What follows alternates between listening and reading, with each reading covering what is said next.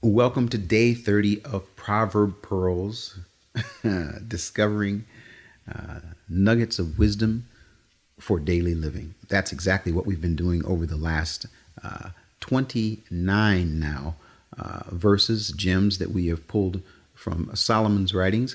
We come to an actual section in Proverbs that kind of will throw you a curveball because if you read 30 verse 1, it says, "Now the words of Agur, the son of Jache, the oracle."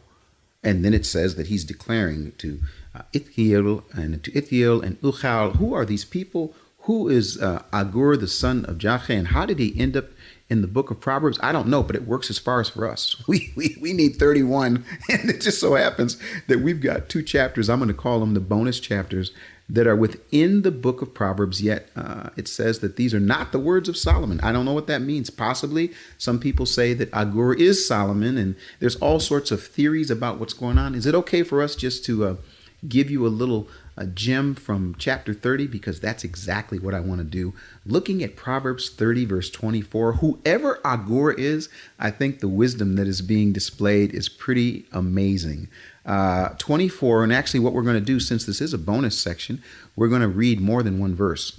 It says this: "Four things are small on the earth, but they are," here it comes, "exceedingly wise." Now, you guys, I got to stop for a second because in Hebrew, it just jumps off the page. Literally, it's like taking two forms of wisdom. First, the adjective, and second of all, a participle, both of them using the same root of chacham, which is wise or wisdom, and putting those together so that the English says, "But they are exceedingly wise." What the Hebrew says, they are wise. In other words, they're really wise. These four things. And let's continue to read. I'm going to give you 30, 25.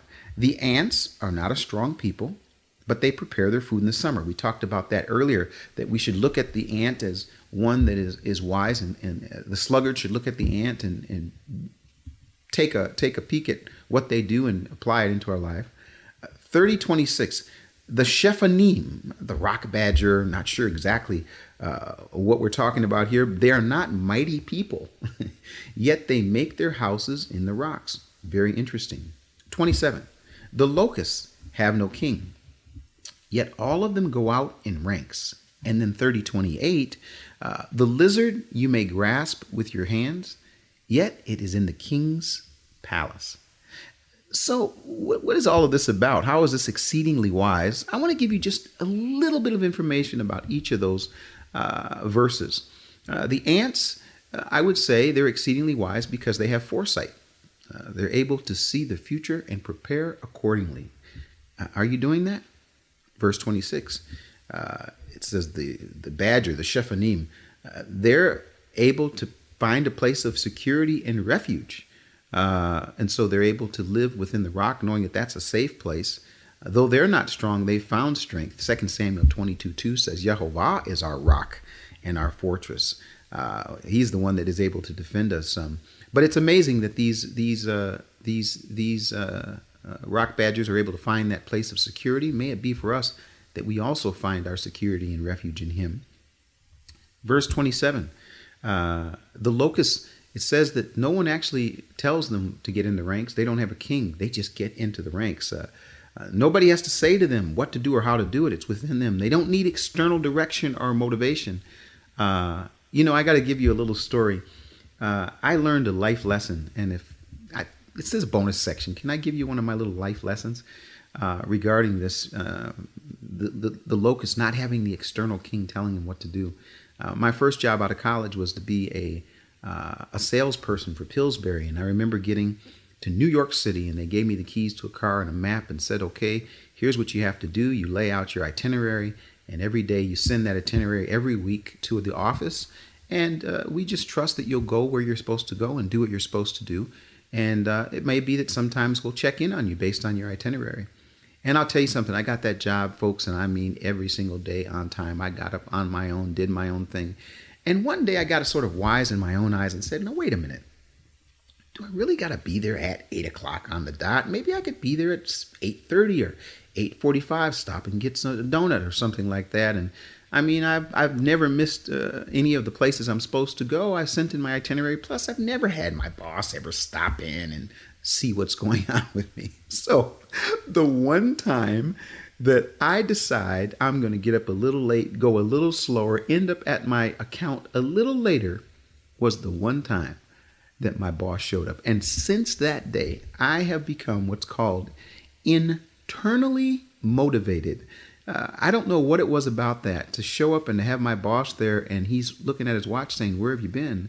And just having to come clean and say, "You know what? I just took my time." And I mean, I didn't get fired. I didn't get in trouble for that. But it was such a reminder. And can I just say what I've learned since then? I've had many jobs where it's not been about external motivation or someone telling me what to do, but rather just having an internal conviction for how to live my life, but to know that there is one who's always where I'm supposed to be. He's there before me. He's the one. There's no hiding. There's no running. He's on time, in time, all the time. And that is Yehovah. And I just have to say that I've been blessed to be able to have jobs since then. And I really don't need people to tell me what to do. I tend to be a person that they call self-motivated. Really, it's not self-motivated. I'm actually God-motivated. I feel like he is the one that knows exactly what I'm doing. So why play games? Be excellent. Do what you need to do on time and in time, and never have to find a situation where you have happen what happens to me. So whoever Agur is, some people, like I say, some would say that that's actually a picture of Solomon, says there are these four things, and they are wise. So maybe take a closer look at the ants. Look at the rock badger. Look at the locust. And then finally in 28 it says, the lizard you may grasp with the hands. And really what it's like saying, though small, not something that's, strutting around, that's large, it's small, but yet it can get into the highest and most important places.